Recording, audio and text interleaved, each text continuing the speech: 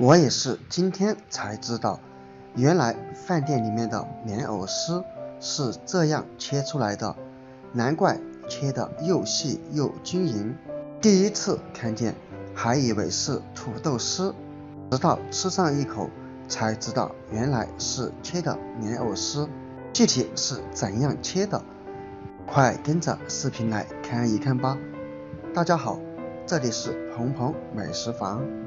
莲藕你一定非常的熟悉，它含有丰富的维他命 C 以及多种矿物质。莲藕有许多人都喜欢吃，最常见的家常吃法就是炖莲藕，或者是炒莲藕、拌莲藕等等。我相信有许多人在饭店里面吃过莲藕丝，特别的细。那么它到底是怎样切出来的？快跟着视频来看一看，学会之后吃莲藕丝再也不用去饭店了。首先把莲藕表面清洗一下，将上面残留的泥土给洗干净。清洗过程当中一定要仔细哦，因为莲藕它是根茎植物，生长在泥土当中，甚至有的莲藕孔里面都有很多的泥土。洗好之后，先把莲藕皮用刮刀给它刮掉，因为我们这里要把它切成莲藕丝，如果不削皮就会大大的影响口感。平时我们在炖莲藕的时候大可不必削皮，只需要把它清洗干净就可以了。直到把所有的莲藕皮削干净，削好皮之后，我们把它放在菜板上。接下来把莲藕两端的藕节给它削掉。削藕节的时候不要削的太多，以免造成不必要的浪费。藕节上面藏有大多的泥土，吃起来口感沙沙的，因此我们一定要把藕节给去掉。接下来看一看我们怎样切莲藕丝。首先从莲藕的任意端给它切下薄薄的一块，通过这样的一刀，我们可以把它平放在菜板上，无论你怎么晃动，它都不会再打滚打滑。然后把莲藕放平，从莲藕的四周这样切出薄薄的莲藕片，记住这里切的越薄越好。当然这里我们不能一次性给它切完，直到露出大大的莲藕孔就可以了。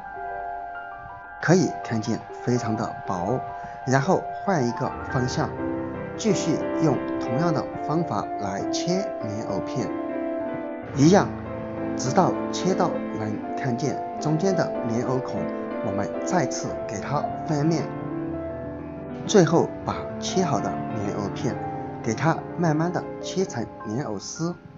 这样切的过程当中就像切土豆一样就可以了。这样切出来的莲藕丝不仅细，而且比较均匀，看起来是不是就和土豆丝一样呢？通过这种方法切出足够的莲藕丝就可以了。最后把切好的莲藕丝放入盆中，然后再加入一大勺清水。因为莲藕它中间含有淀粉，因此我们需要把莲藕当中的淀粉给它清洗掉，这样我们吃起来口感才会更加的脆爽。洗好之后，建议把它放在清水中浸泡3到5分钟，以达到更好的效果。这时候我们可以准备几颗小米辣，如果不喜欢吃辣的朋友也可以不放，或者用青椒来代替。然后把小米辣给它切成细细的小米圈，切好之后放在碗中备用。然后再准备5、6瓣大蒜，大蒜越多，味道越浓，口感就会越香。俗话说得好，炒菜没有蒜，香味少一半。然后用刀背将每一瓣大蒜都拍一拍，通过这种方法来拍打，一会儿我们去蒜皮就会特别的轻松。拍打好以后，蒜皮随便一拉就掉了，而且剥得非常的干净。通过这种方法来去掉蒜皮，是不是特别的轻松呢？不用像我们平时一半一半的来剥蒜皮了，那样太慢了。把蒜皮剥干净以后，我们再把大蒜剁成蒜末，这里剁得越细越好。朋友们，视频看到这里，制作视频不易，请用你发财的手给我点个赞吧，你的每一个点赞都是对我最大的支持与鼓励，谢谢。最后把剁好的蒜末和小米辣放在一起备用。这时候我们再把泡好的莲藕丝给它捞出，放入另一个无水的盆中备用。接下来准备一锅烧开的水，把处理好的莲藕丝放在锅中焯水。因为莲藕丝切得比较细，所以焯水时间不宜过长，大约在90秒钟左右即可。当然还得根据个人口感而定，吃的脆的可以少焯一段时间，如果吃的比较软的，焯水时间也可以适量的延长。然后把焯好水的莲藕丝盛出，放入凉水中过一下水，这样可以防止高温遇见空气氧化，而且还能够更好的锁住营养。在凉水中过上30秒钟就可以了。